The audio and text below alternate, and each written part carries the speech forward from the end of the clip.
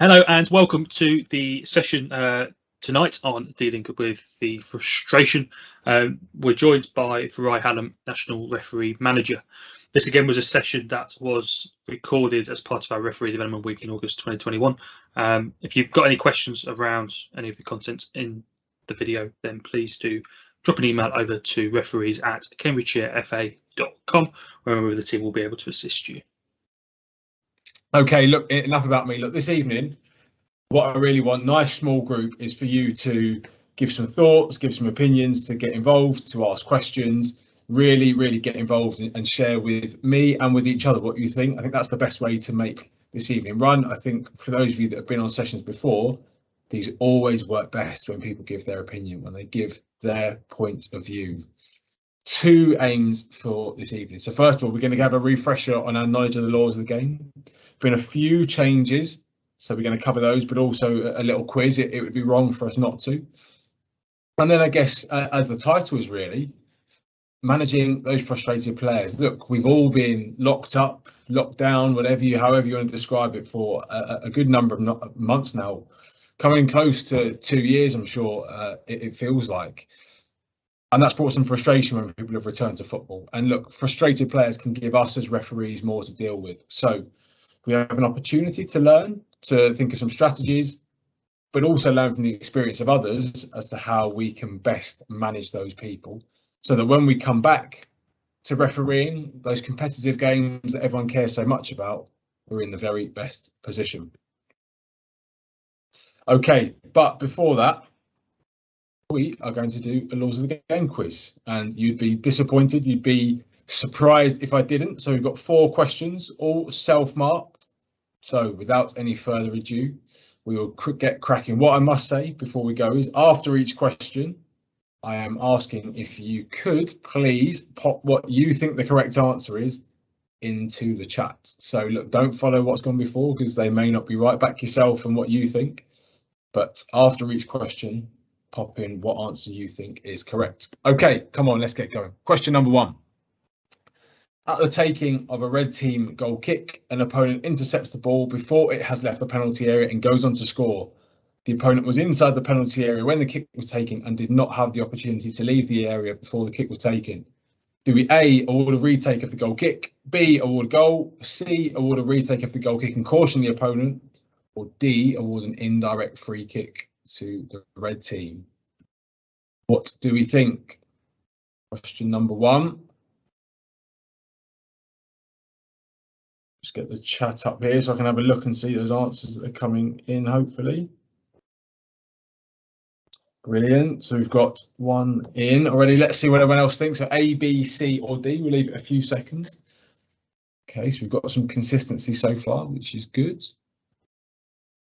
We'll leave the remaining 1 left. Okay, it seems that we're all in agreement on question number 1, in that we are going to award a goal. And pleasingly, we've all come to the correct outcome. So key bit of information here is that the opponent did not have the opportunity to leave the area before the kick was taken. So the goalkeeper was taking a quick goal kick. As soon as that ball is kicked and moved, players then live. And if someone hasn't had the opportunity to leave, they can, of course, intercept it. If you want to see this in action, if you go onto YouTube and look at Southend versus Harrogate from the first game of last season, Southend defenders were obviously not aware of the law change. And as a Leyton Orient fan, I was obviously very pleased to see Harrogate go 3-0 up at Rooks Hall. Question number 2. So during play, as the red team attack, the ball hits you and changes possession, starting a promising attack for the blue team. Do you A, stop play and restart with a drop ball with both a red and blue team player 1 metre from the ball? B, stop play and restart with a drop ball to the red team at the point where the ball was last touched by a red team player? C, allow play to continue? Or D, stop play, restart with a drop ball to the red team at the point where the ball hit you? What do we think? Question number 2.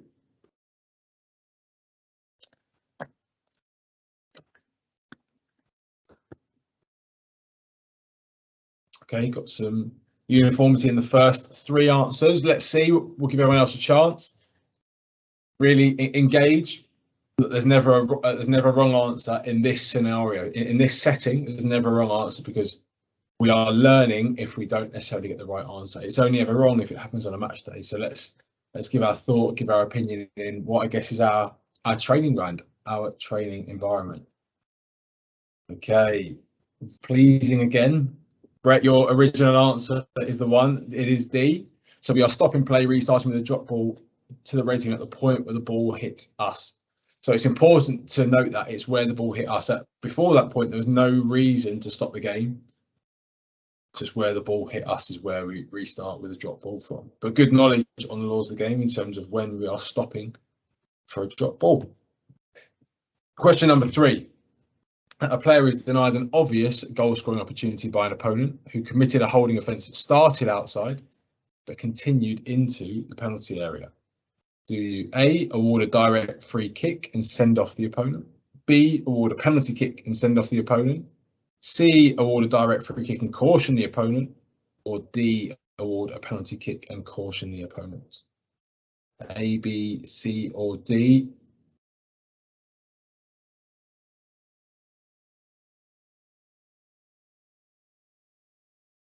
Give people some time to think up their answers.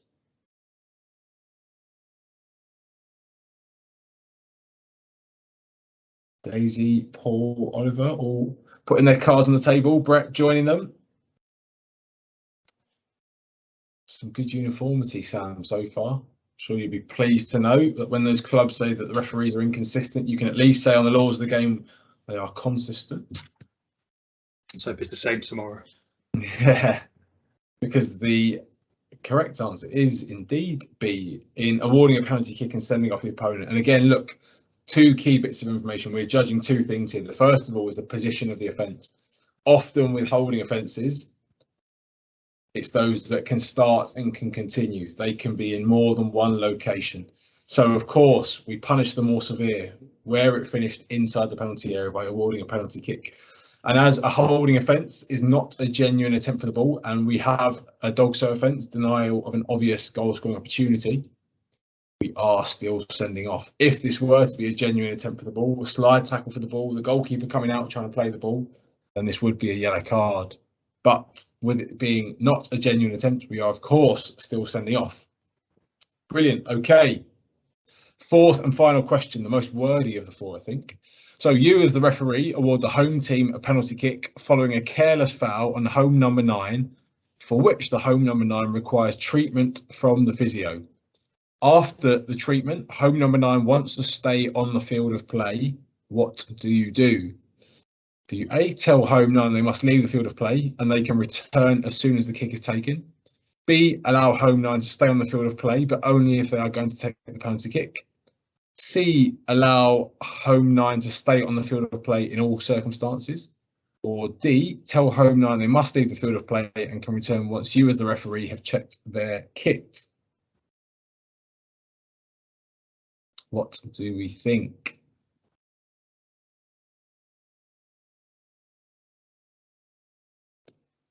A, B, C, or D? A little bit more thinking time needed here. Okay, Paul has put his cards on the table. Oliver's gone slightly different. Okay, we've got A, B, and D. Which is good. It's going to be some learning tonight. See if anyone else wants to put their money where their mouth is, put the cards on the table. Not literally in this case, we don't have any discipline. Okay, so the correct answer is B. And again, the key information here is they are only allowed to stay on if they are going to be the penalty kick. So this was a law change at the start of last season, so we can understand why people maybe don't know it. And of course, it's something that doesn't happen too often. What IFAB, the laws of the game makers, have got to hear is that, let's take Harry Kane as an example. Maybe bad at the moment because I'm not sure he's too favoured at Tottenham, but Harry Kane is fouled, but he can't take the penalty kick because he needed treatment. Does that feel right? He's been fouled. He's the penalty taker. He's the goal scorer. We all want to see goals in football. So in the case where the person who is going to take the penalty kick receives treatment, whether the player was given a yellow card or not, red card or not, the offender, if they are the penalty kick taker, they can stay on the field of play to take the penalty. If they're not going to be the penalty kick taker and there's no misconduct, they of course then need to leave and can then return when you as the referee give them the signal, or have checked them if there was blood. Hoping that clarifies that. I'm hoping I've explained that well enough. So that's our 4 from 4. So on the whole, pretty good with the laws of the game. Good start, but I think it's always worth noting that we always need to be up to date. And part of that, and I'll go through it briefly because I know you're covering it again this week, is the law changes and some clarification around offside. And for me, this is very much around the very top level in terms of the bottom of the armpit is where we're now taking offside from. When, of course, we are officiating, assistant refereeing, I think it's safe to say that we go off human eye and we don't have lines and thick lines and thin lines and all sorts of mathematics coming into it. The majority of law changes around fouls and misconduct, handball being the majority, and that first line is really important, something that as referees we need to have in our armoury, because we know that when the ball hits a player's arm, people appeal handball, it has to be handball, referee, but not every contact of the ball with the hand or arm is an offence. The player's hand or arm now has to be judged in relation to the body movement in that situation. So are they running? Are they stood naturally? So take it in to how that situation is. The removal of an attacking handball offence accidentally in creating a goal scoring opportunity. So of course we still can't score. Players still can't score with their arm, but if it creates a goal scoring opportunity and that is not imminently followed by a goal, we are not penalising for handball if it's accidental. And for those of you that are Italian football fans, you may remember Fiorentina at the start of last season, the goalkeeper would flip the ball up to the defender who'd head it back to him, they'd then go off and play. That is a trick to circumvent the laws of the game, and the instigator is to be cautioned. The instigator, 99 out of 100 in that situation, will be the goalkeeper. Finally, maybe something that is relevant in case we get rogue fans running on the field of play, sometimes dogs.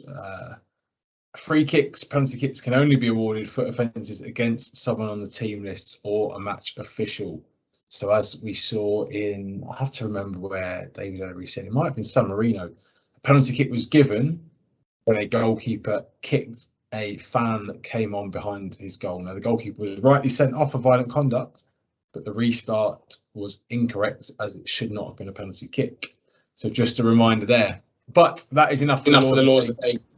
And what I will do is leave you with this, which is something we should always have, whether it's on our phone, whether it's on our laptop. I know the books are going out of fashion now in this kind of modern world, but always staying up to date with the law changes.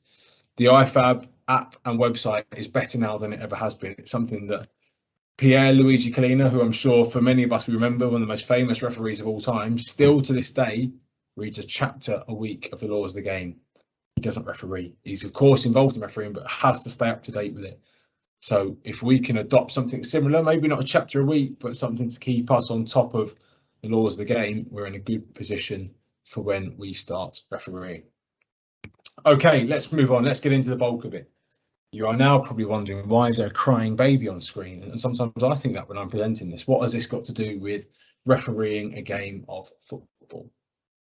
Well, sometimes players can be upset, players can be annoyed, and as we see here with Diego Costa a few years back, players can be angry. And sometimes that frustration, that anger, that upset can be with us as the match official. And it would be naive of us to say that it doesn't sometimes get to us, because we are human and it's important that we keep our personalities, our humanity about us. So we're going to look at some strategies, we're going to look at some clips and how do we best manage these frustrated players. But before that, I'm going to ask you, if you want to unmute yourself, I'd love to hear some voices. But if not, then also using the chat, how do we as referees sense a frustrated player? I'll leave it here for 30 seconds. If anyone wants to pop their virtual hand up, if anyone wants to just unmute themselves, please feel free to. Again, of course, please feel free to use chat as well. How do we sense a frustrated player?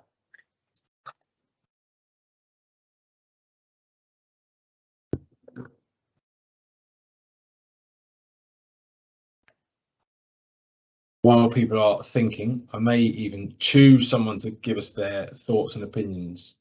We have a hand up. Daisy, good evening. If you want to unmute yourself, how do we sense a frustrated player? Evening.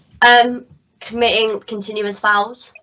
Okay, so Daisy, expand upon that for us. So someone that commits continuous fouls. Go in and commit a careless foul, and then go commit another one. Because they're getting annoyed, they're getting frustrated, they could be losing. So they feel like that's their way to get rid of that feeling. Yeah, definitely. So someone that commits a number of fouls, and maybe in quick succession, or we often see it where a player goes and makes one challenge, then another challenge, and another challenge, and he's chasing. That for us can be a trigger sign to say, oh, not normal behaviour. That might not be what we'd expect. Good start, Daisy. Thank you. Let's see. Let's hear from Oliver Hollyoak. Oliver, good evening. Good evening. Is it Oliver, Ollie? What do you prefer? Yeah, go for Ollie. That's fine. Ollie, lovely. Ollie, how do you sense a frustrated player? I'd say probably dissent. When they start showing signs of dissent towards you or towards other players. Yeah, so sometimes the words they use. Is it just the words they use? No, word of action. Sometimes their action, the way in which they maybe say things. Yeah, definitely. That's a real sense of a frustrated player, isn't it? Especially when maybe we were on good terms with someone in the first half, and in the second half or later in the game, it turns out they're maybe on not so good terms with us. Definitely. Thank you, Ollie. You've also said reckless challenges, of course, something which retribution, I often say, is a sign of a frustrated player when they go and get retribution on an opponent. Dave J. Dave, I can't see your last name, but Dave, you said body language and shouting, oh, you've got no microphone. You've escaped, Dave. But thank you. Yeah, body language. A player's body language changing definitely is a trigger sign for us in that, their body language has maybe got more tense. Linking back to Daisy's point, they're running a bit more, they're maybe a bit more heated. All signs of frustrated players. And look, not an extensive list, but some things on screen. And I think we've said, as Ollie said, around their language, what they say to us, what they say to other players, what they say to their management can be a trigger for us that a player's frustrated. And on the same line, that having a go at teammates, you see teams go 1, 2, 3-0 down, they turn on each other often, and their frustration can be something that we then might have to deal with, but we need to be aware of it before it happens. The look in their face, how does a player's face look? Sometimes we know players can be smiley, jovial, happy, but sometimes players look almost beyond us at all points. We try and engage, you can see that look in their face, and that's something we need to be aware of. Look, we've said around body language, the way in which they gesture, the way in which they act, really key. Body language says more than words often do in any situation. Frantically chasing the ball, we've mentioned that, and often what comes in from the sideline, look, the manager, the coach, parents in youth football shouting, getting arousal levels go up, anxiety levels go up. Look, these are all things which can bring frustration out of someone. No one likes losing. I think that's important to remember. No one likes losing, so that can definitely bring frustration. So we now know how we sense it and how us as referees, experienced referees, sense it. But what causes a player to be frustrated? What actually makes someone become frustrated? So again, pop some thoughts in the chat. I'll come to a few of you to unmute yourself and share some thoughts, but I'll give you a few seconds first to think. So what causes a player to be frustrated?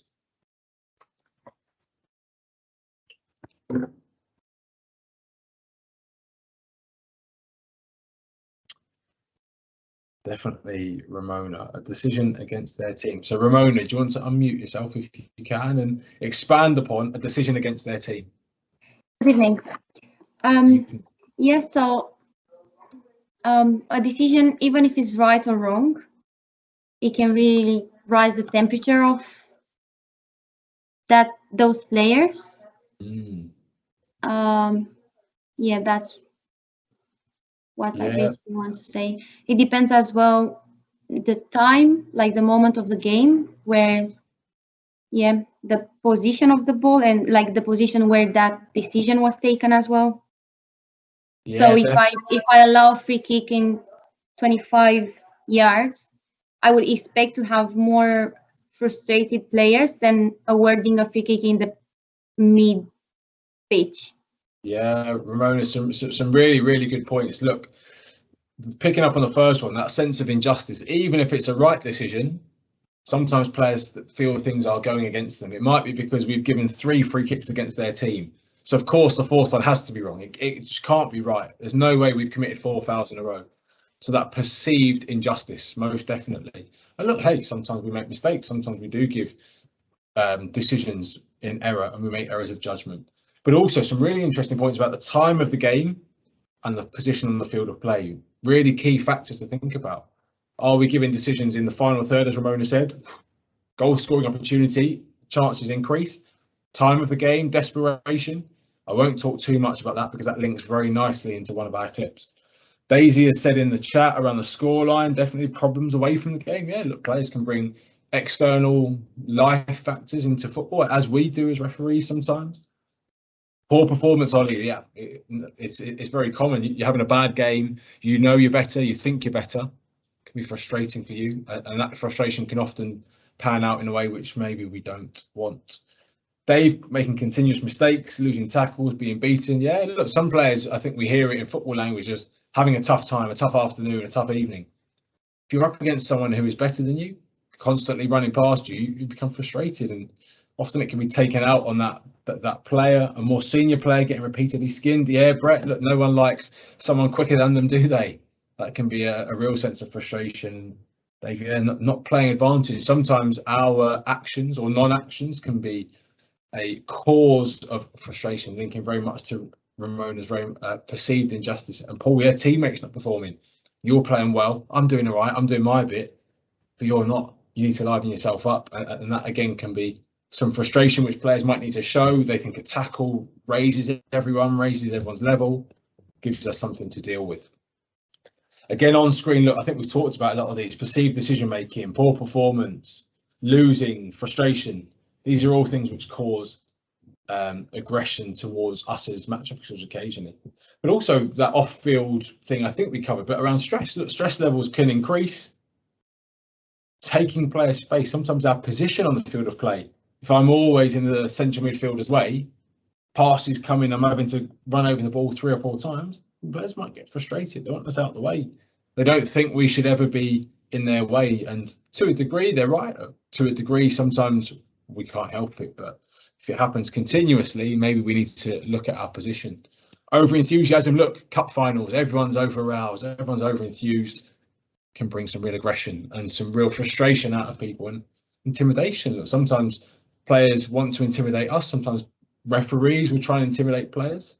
It's something we want to try and avoid and always want to stay on that balanced level, most definitely.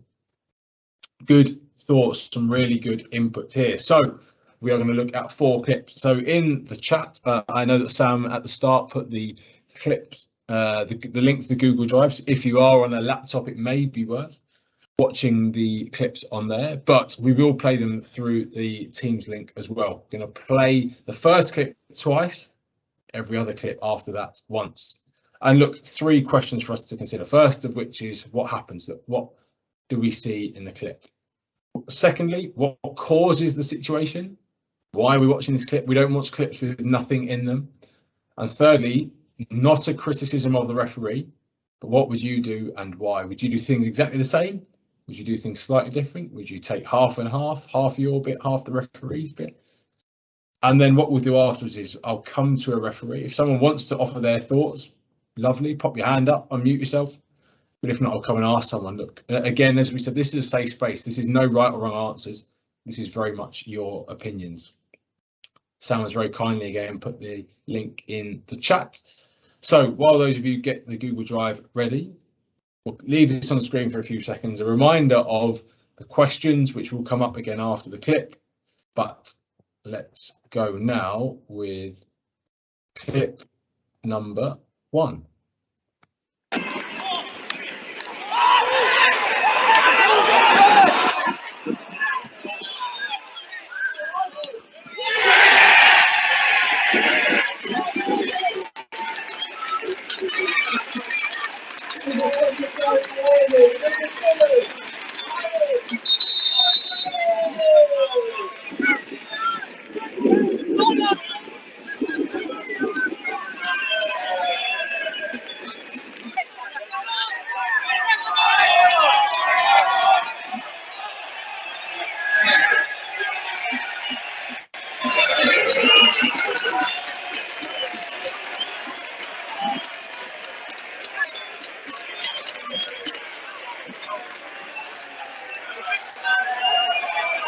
Okay, we'll play that again, just so you can see the start of it. We'll play it all the way through. Second time for the VARs in the room.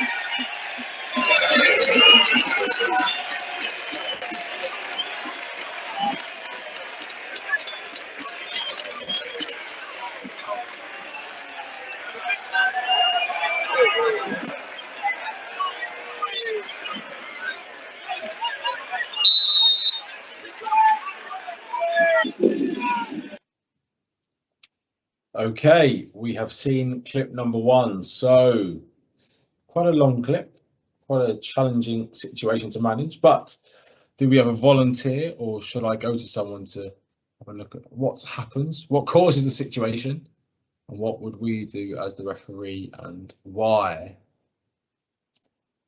Maybe let me go to Brett. Brett, can you hear me? Okay, yes. Good evening, Brett. So, Brett, talk us through what happens, what causes the situation, and what would you do and why? Well, there's always a problem with these things, isn't there? Because it always pixelates slightly. So it looked as if the left winger or the left midfielder, when he was set free, the ball ricocheted off the defender and hit the attacker's arm. Okay. He's then continued down the left wing, cut inside, pulled it back to the striker who scored. Captain has had a word with the referee in a fairly colourful manner, it would appear, has talked himself into a dissent yellow card, and then has continued and picked up a second yellow card for dissent and therefore a red in this league, because obviously in a up to step 5, isn't it? Yeah, this would be a dissent yellow. So that is correct, Brett. A very good explanation. I think very fair and very accurate as to what's happened. What would you do if you were the referee in this situation? The same? Anything different? Well, the handball rule's slightly different this season, isn't it? Again, so last season, his hands in a unnatural position and he's creating an attack or an attacking situation. Now the rules have changed, or the wording's changed, hasn't it? So it's not an immediate attacking situation, and because of the way the ball has come off the defender in close proximity and his arm is in a natural running position, or I assume it is because the video is a little bit unclear, isn't it? Did he put his arm out to hit it? I couldn't tell. And you're wrong side of it, of course, you're blind side because of where the camera is. So in that instance, in the rules then, there is a bit of an argument perhaps that it was handball, but for this season, I think actually he's fine. I think he would have got it right. Okay, so we've got a potential handball. Look, as you say, look, the clip is not the clearest, but we've got a potential handball. Just to clarify something there, just on handball, we have from this season and onwards, as simple as ever, we've got potentially 2 things to consider. Number 1 is the hand or arm in an unnatural position? Yes or no? Second thing, has the player made themselves unnaturally bigger? If the answer to either of those 2 is yes, we are giving the handball. If the answer to both of those 2 is no, we are not giving a handball. And look, very difficult in this scenario because, as we've said, as Brett rightly said, the clip is not the most clear. So, Brett, let's say you're this referee, you've not seen the handball, you've played on, ball comes back, goal, unhappy yellow team. Are you doing anything different to what the referee did? I'm probably having a conversation with the assistant. Okay, so your assistant may be able to help. Yeah, who would have been just behind me. If I'm running the diagonal, they may have had a clearer view. I wouldn't have thought the assistant on the near side, as we're on the camera angle, would have had a better view. But the other assistant might have been looking straight down the line and may have been able to have seen that. Would you expect an assistant referee to be able to help here, or would you? I wouldn't expect. But if I've got a captain and a number of players who are that adamant about what has happened, then from a game management point of view, it doesn't hurt to have the conversation, just to say, well, look, we've had the conversation, we didn't see it, as opposed to just sending them away and saying, I'm not having it. Yeah, okay. And I think the point you got to the end is it's important in this instance to acknowledge I haven't seen it. So what I think is wrong to do, personal opinion here, is to say it's not handball, it's not hit his hand. If you haven't seen it, if you have seen it, then you give your clear explanation as to why you don't believe it's handball, around the unnatural position, not made naturally bigger, etc., etc. But if you haven't seen it, it's important to say, I haven't seen it, because that then says it cannot change. That's a really important thing to say. I think something maybe we could think about doing here is going to the captain, first of all, who you can tell is frustrated. And if you are going to engage with them, saying, get everyone else away and I will speak to you. Really important wording, everyone else away and I will speak to you. That then means you have a one-on-one conversation rather than a 1v7 or a 1v8, which just looks terrible, is very difficult to manage. It looks like we are being surrounded, which of course is an offence for a team. Maybe something else we could consider after all of this happens is, let's say we've had our explanation, they're still unhappy, is our starting position. So Brett, where would you then go and stand for the restart of the game? That's an interesting question. That wasn't one that I was expecting. So I would take my normal, which would be slightly ahead of the team who are taking the kickoff, really expecting them to move the ball forward into the opposition half. But okay, so you'd be I'm not sure that doesn't sound like the right answer now. Why would you say not the right answer? Because for me, I'm sounding, so you're actually, let me I'll let you explain first. Why would you not think that's the right answer? Just because it's not the question that I was expecting. Sorry. Bit of reverse psychology. I have a habit of throwing in horrible questions. Well, Brett, I would fully agree with you that in a scenario like this, and this applies to any time we give a goal and the defending team is frustrated, do we need to adopt what a lot of people do in their normal, natural starting position, which is in the half of the team that have possession? So the team that's conceded the goal, we go and stand with them. So we're stood with 11 people who don't think we're very good. They're not our best friend. Why not in that instance, other half? I'm going to go and stand in the attacking half. I've got the same view of people encroaching at the halfway line to restart the game according to the laws of the game. But I'm now with 11 people who don't want to speak to me. So actually, there is no avenue for dissent. There's no avenue for frustration to be shared because I'm 40 yards away. I'm now in the same position on the opposite side, which creates that barrier with the frustrated players. Or maybe a way to protect ourselves and get the game going. Because once the game's going again, players have to refocus. They've got the next thing to do. They've got the next tackle to make, next pass to make, next shot to make, whatever it may be. So maybe something we can do that in that space to protect ourselves. Brett, thank you very much. Some very, very good answers. So I apologise again for the curveball of a question. It's but a very nice good start. To make you think. It's good. Indeed, like it is indeed. We move on to clip number 2. Before we do, right? Sorry, we've got a question in chat from Kerenig on that last. Sorry, Sam. I should have checked the chat. How terrible of me. So Kerenig's asked, if you adjust your usual patterns, though, would that reinforce that you could be hiding from that particular decision? So Kerenig, what I would say to that, and I assume you're talking in terms of the restart position, is that Players, I don't think are too aware, and I mean, look, this may be from my playing experience. I was never too aware of the referee's starting position at a goal, after a goal at kickoff. So if I am doing the exact same thing, looking at all the players along the line to stop them encroaching, I'm saying to the kicker, wait for the whistle.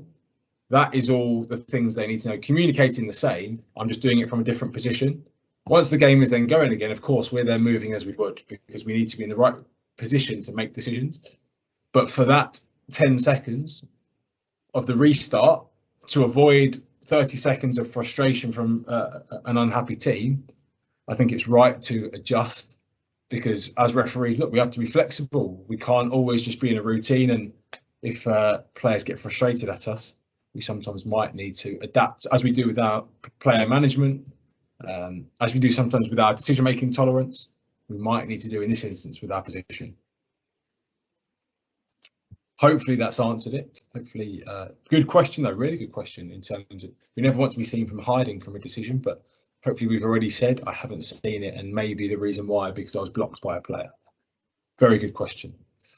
Okay, we move on to clip number 2 from last season from AFC Bournemouth. Here we go.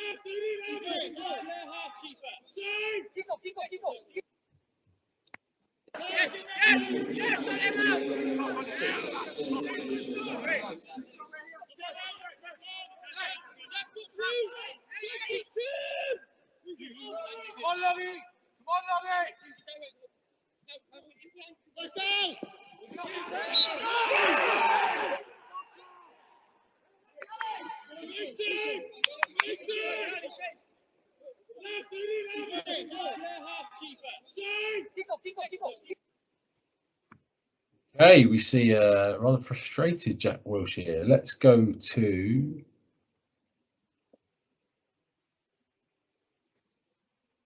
Paul Young. Paul, can you hear me? Hello, yes. Good evening, Paul. So talk us through what happens, what causes Jack Wilshere's frustration, and if you were the referee, what would you do and why? The clip I've got is not very good. It looks like the white team, you just clip the player, maybe the red player just clipped him, give away a free kick, and then that fella there's just gone on a swearing rampage. So obviously I'd give the free kick because he's caught the guy. With the swearing, I mean, yeah, I probably would caution him for that. Okay, and Paul, what are we cautioning for? Dissent. Okay, so 10 minutes in the sin bin? It would be in my league, yeah. Well, yeah. Actually, no, there's not enough time for a sin bin, so I would, yeah, straight yellow. Interesting. Okay, so pick up on 2 things there. So you've picked up one thing around the time of the game, something I think Ramona said earlier around players get maybe more frustrated towards the end of the game, especially 1-0 down. So as we get later in the game, do we understand their frustration? Second point, just to clarify, even if we've only got 6 minutes of injury time left, we are still sin binning the player, and they'll just spend the remainder of the game in the sin bin. Is there anything else you could do, Paul? Is there any other decision you could make other than a sin bin? Anything you could do in addition to putting the player in the sin bin? Usually, before they go on the swearing rampage, maybe they'll have a pop, and you say, "Look, calm down." You might put your arm up and say, "Just calm yourself down for a bit first.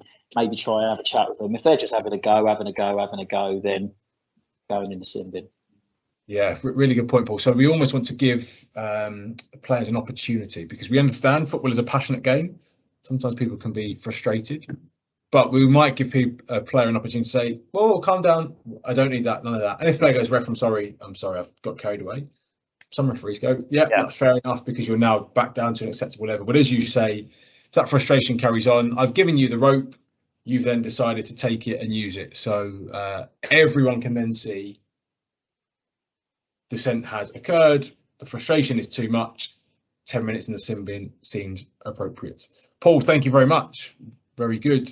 Kerridig, I saw that you had your hand up, so I'll ask you to unmute yourself. Yeah, I kind of put it down, so you covered that.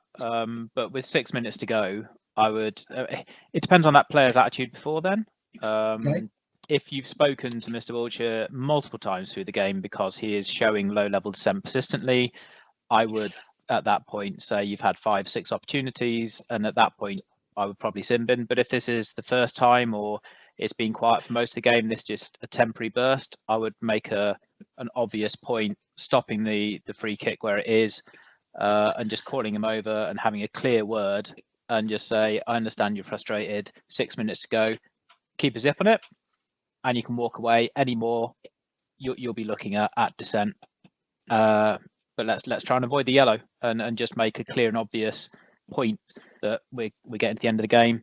But I am trying to do my best to keep you on the pitch. Yeah, Kerridig, really good point. Look, we have maybe more flexibility, more control because of the limited time left. So limited risk to our match control, which means we can use sometimes a bit of player management. Say, oh, look, none of that. It's been okay so far. Don't ruin it now at the end, 6 minutes. I don't need to hear from you. Maybe if we had 40 minutes left, that may be a big risk because I've got 40 minutes of saying to everyone that's okay. But understanding with 6 minutes, maybe you do have that different option. Yeah, I like it. Daisy? I think I agree with what's been said previously. I don't think I'd make a massive scene of it. It's quite late on in the game. Don't really want to draw attention to what's potentially been a positive game. So I'd give the careless free kick on the halfway line, and then obviously Jack Wiltshire's come along, so I'd have a quiet word with him, sort of going, let's calm down now, let's move on. We've got like 6 minutes left to play. Like you don't need a caution, you don't need to go in, don't need to go in the sin bin, obviously our level. But then I'd manage it. I try and manage it, and I kind of see like if I've got injury time, could he then become more frustrated? And have I caused myself then a problem by keeping him on the pitch? Okay, yeah. So look, obviously, if I'm cautioning him for like a yellow card, if I'm giving him a yellow card, he might not already be on a yellow card, so I could still potentially have him on the pitch anyway. Obviously, they've not got sin bins at this level, so it's not like I'd be losing him off the pitch. So I try and calm him down to the best I could. If it's been a quiet game, but if he's been at me for 90 odd minutes, I'd send him off. I'd give him a caution or sin bin him for the rest of the game and try and manage it. You made some good points, and what we have here as referees is a number of options. So there is no one hard and fast rule. In that some people might believe this to be foul and abusive language and may send the player off. Yes. Some people, a significant number, I think, believe this to be an act of dissent and would caution the player and put them in the sin bin for the remainder of the game. And that then the problem is then in effect no longer yours. Some people, as Kerridig said, look, I've got 6 minutes, maybe they've been okay. Whoa, I don't need that. Calm down. Whoa, calm down. And we do it big and public at that moment in time. So come here, calm down. 6 minutes left. I don't want to hear from you. We can't be having that sort of reaction. Alternatively, as we see the referee do here, is actually I'm going to give the free kick and I'm going to choose to ignore you for now, and I'm purposely going to ignore you. Yeah. Because me engaging with you now is going into the lion's den. And then, as you said, Daisy, maybe as I then go and reset for the free kick position, which is going to go into the box, maybe I can then go, Jack, none of that. I don't need that reaction. There's only 5 minutes left, and I calm down, so I can do it in a different way. Daisy. I think, sorry, can I say something else quickly as well? Of course. I think you need to like sort of think about it like in a way like of going, if you send him off, like I always used to find that, like for me, if a player swears at me, I kind of look at it in the way that I used to find it, like I would straight away, I used to, letter of the law, I'd send them off. But like I sort of feel as if you've got to kind of think about it, whether it's frustration, whether it's the player that they're angry that they're losing, they've just given a free kick away, or whether or not it's actually directed towards you. Because obviously I had it in my game on Sunday where I gave bit of a penalty quite late on, and the players were frustrated and they're getting really, really annoyed at me. But I could tell it. I thought about it afterwards, and it wasn't directed towards me because I knew they were losing. Yeah, definitely. We have to differentiate between what is frustration and what is personal. Really good point. I think anything personal, we have to be strong on. If it's frustration and a player, importantly, a player acknowledges its frustration, maybe we can deal with it slightly different. Yeah, really good point. Really good point. Okay, hopefully, again, some good learning there. We now go on to clip number 3.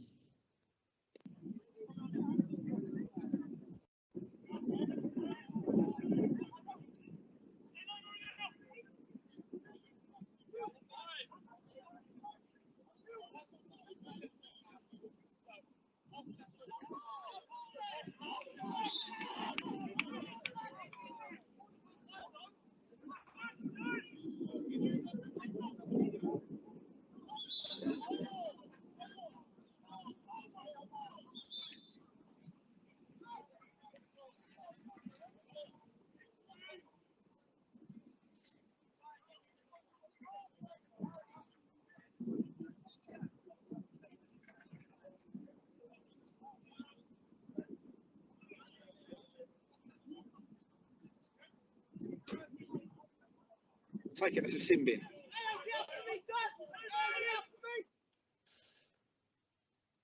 Okay, let's go to Richard. Richard, can you hear me?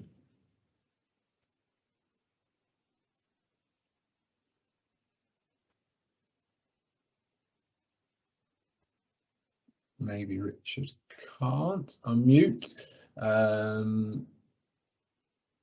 Let's go to Ramona. Ramona, what do you think here?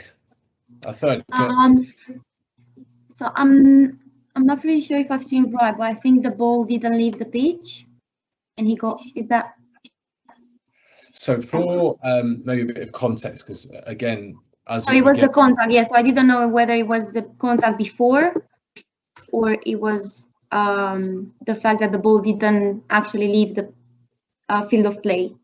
So the ball leaves the field of play. The referee gives a corner kick.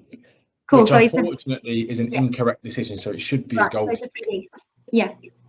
Okay. So I think, what causes the situation? The fact that he gives a wrong decision. And what I would do. So maybe instead of keeping my head in my book, I would try to talk to them and explain why I gave that decision. Yeah.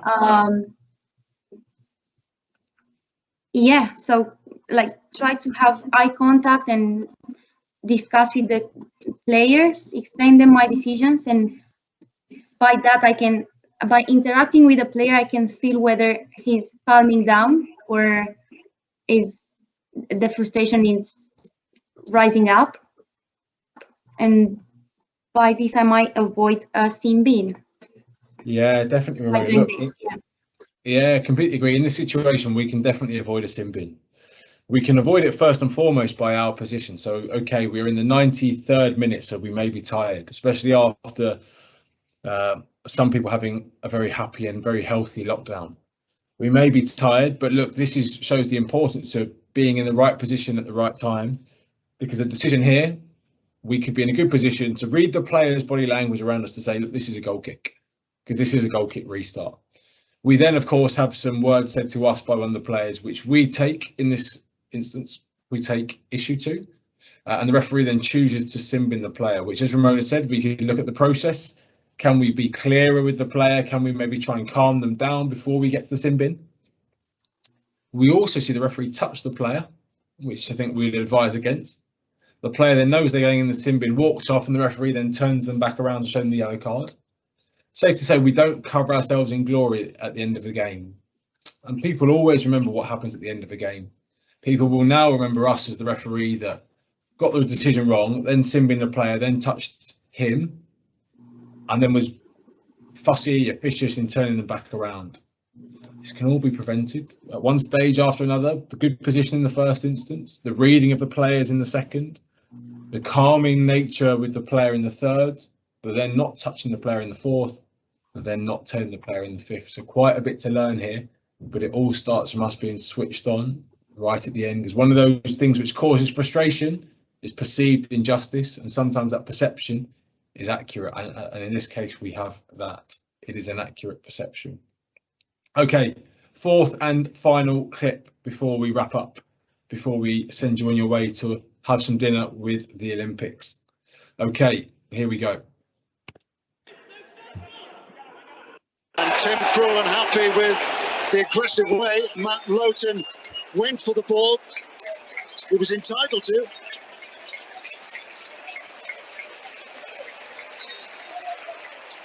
Well, he gathers the ball here. He's already committed to the sliding challenge. And like you, I think it's a 50-50. Lowton just laughing in the face there of Tim Krul. Krul's just frustrated because of the events of the whole afternoon. His team are 2 goals down. He's got nothing to feel aggrieved about there, Lowton.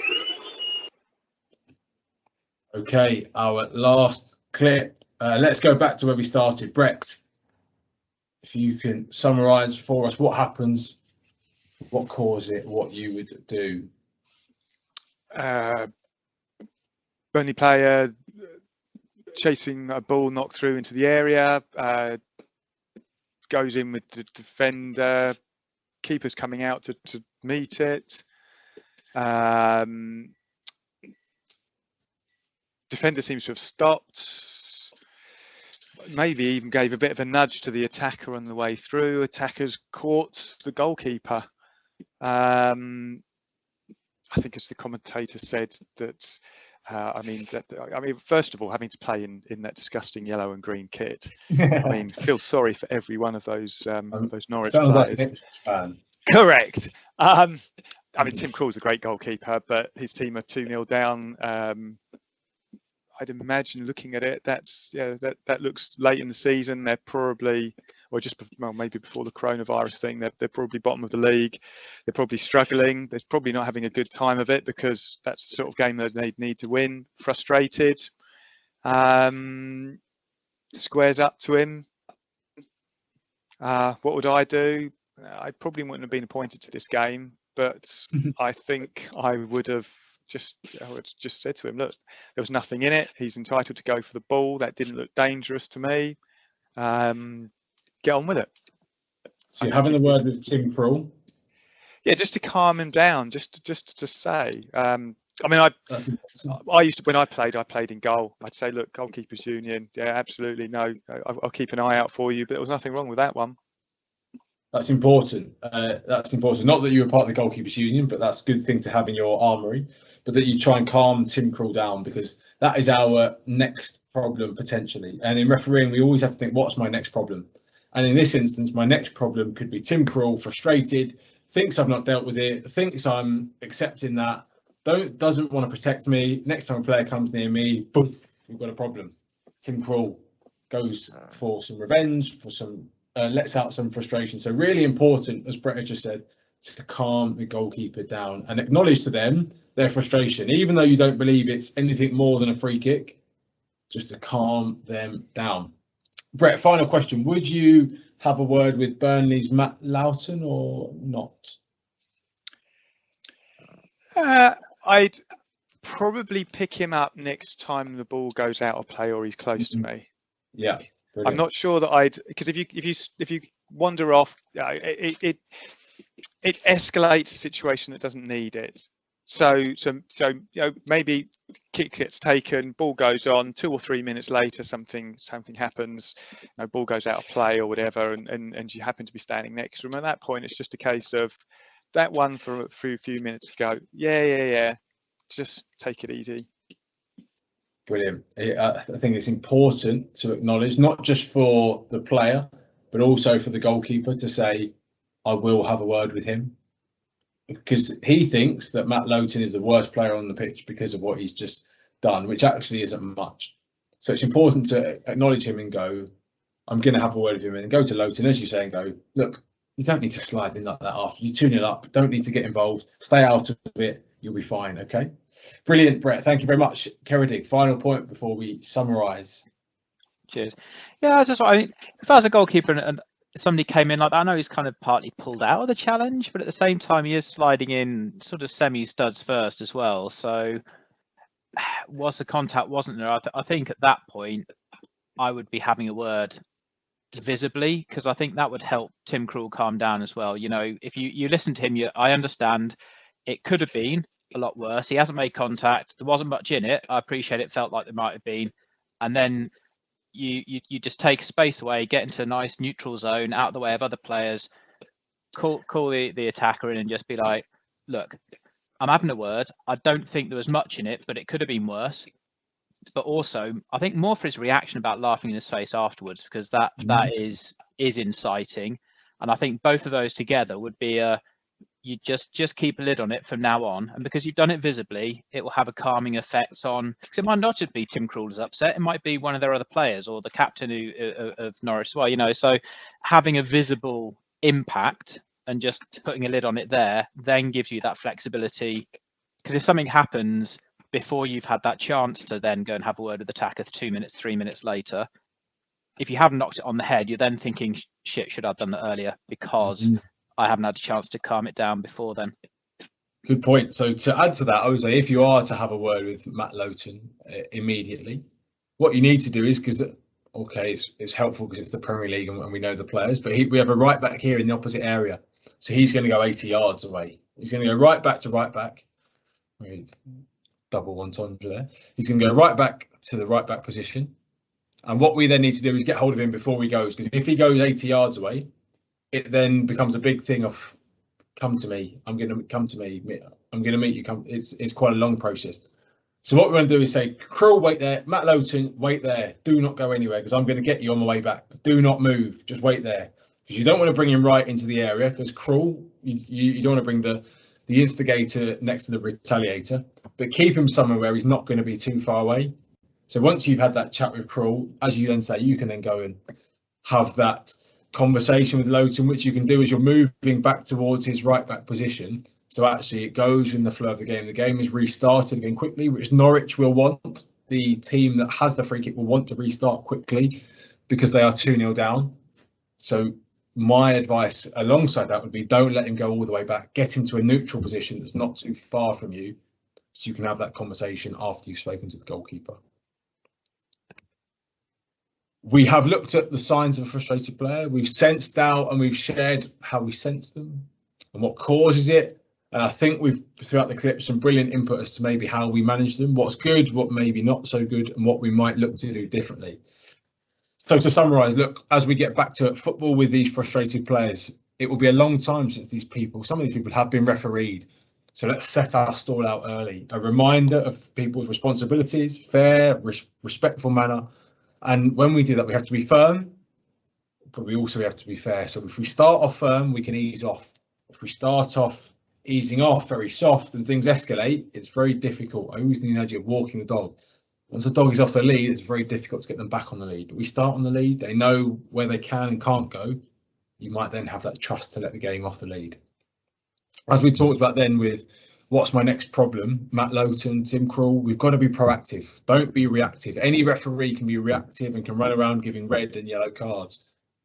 But the best referees are those that sense things happening and can prevent them. They can manage games, can manage people.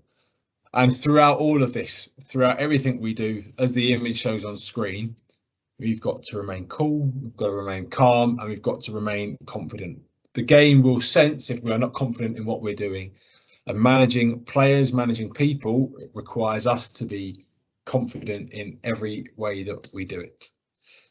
That is it from me. Thank you for tuning in. We've had just over an hour. I hope that set you off again with a bit of excitement, hopefully, a bit of a focus ahead of the new season.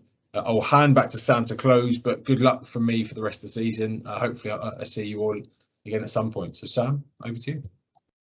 Right, thank you very much.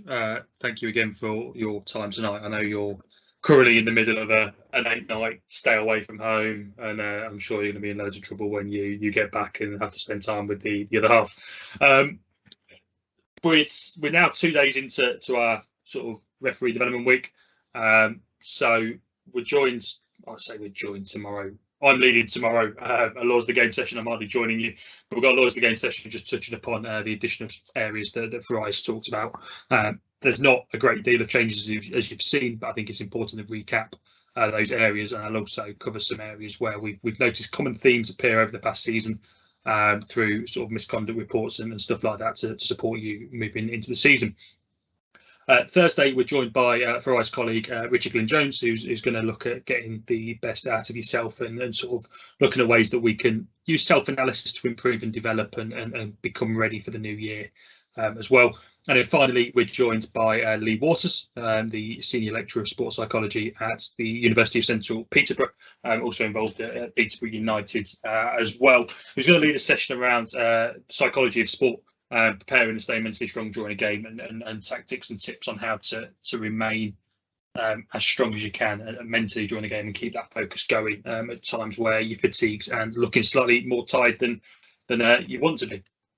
In terms of moving on past this week, if I can find the rest of the slides, they are there somewhere. We have got a number of opportunities coming up throughout the year. CPD wise, we're expanding further on where we were in previous years. So every other Wednesday, starting from the 15th of September, we're going to have some virtual drop-in sessions just for you to discuss your games of the previous weekends, raise challenges that you've come across, ask for feedback, support from those as well. The more that attend those sessions, the more that people get out of it as well. You can interact with fellow workforce members and fellow referees to get the most and sort of develop further from there.